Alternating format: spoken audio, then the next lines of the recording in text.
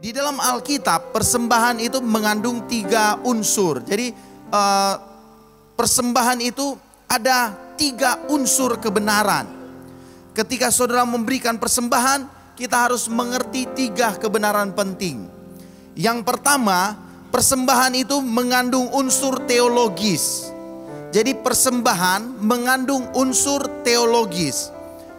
Persembahan adalah perintah Tuhan. Jadi persembahan, unsur teologis dari persembahan adalah perintah Tuhan.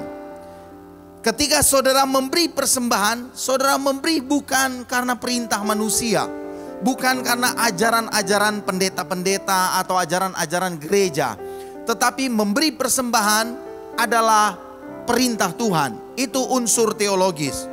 Jadi saudara tidak akan lagi diombang-ambingkan dengan, oh ini boleh memberi, sekarang ini yang wajib, ini yang gak wajib, ini yang harus, ini yang gak harus. Tidak lagi saudara. Karena saudara tahu bahwa memberi persembahan adalah perintah Tuhan. Itu perintah Tuhan. Yang kedua, memberi persembahan, kebenaran tentang memberi persembahan yang kedua adalah memberi persembahan mengandung unsur historisnya. Jadi memberi persembahan ada unsur historis. Tidak kebetulan orang tua kita ketika kita masih kecil kita memberikan uang kepada anak-anak kita. Kemudian anak-anak kita membawa persembahan di rumah Tuhan. Memberi persembahan. Bukan karena kita sumber keuangan. Bukan hanya itu kebenarannya. Tetapi sebenarnya ada kebenaran penting bahwa memberi persembahan ada unsur historisnya. Kalau kita melihat Alkitab, kita akan menemukan kebenaran penting bahwa sejak dari Taman Eden, maka korban persembahan itu sudah dilakukan.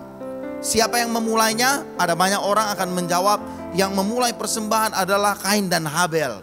Makanya mereka berantem. Bukan saudara, yang memulai persembahan adalah Tuhan Allah sendiri. Ketika manusia jatuh ke dalam dosa, maka Allah menyembelih seekor binatang dan kemudian memberikan pakaian kepada Adam dan Hawa. Itu korban yang pertama. Awal mula memberi korban adalah Tuhan Allah sendiri. Jadi dari situ mulai, ketika itu kemudian Adam dan Hawa. Kemudian setelah itu Kain dan Habel. Setelah itu bapak-bapak gereja.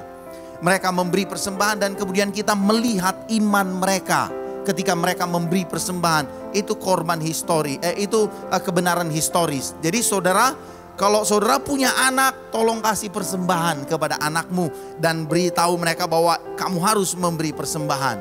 Karena ada kebenaran historis ketika saudara memberi persembahan. Yang ketiga saudara, memberi persembahan ada kebenaran spiritualnya. Kebenaran spiritualnya adalah kita tahu bahwa ketika kita memberi persembahan itu karena iman kita kepada Kristus Yesus sebagai korban yang sempurna.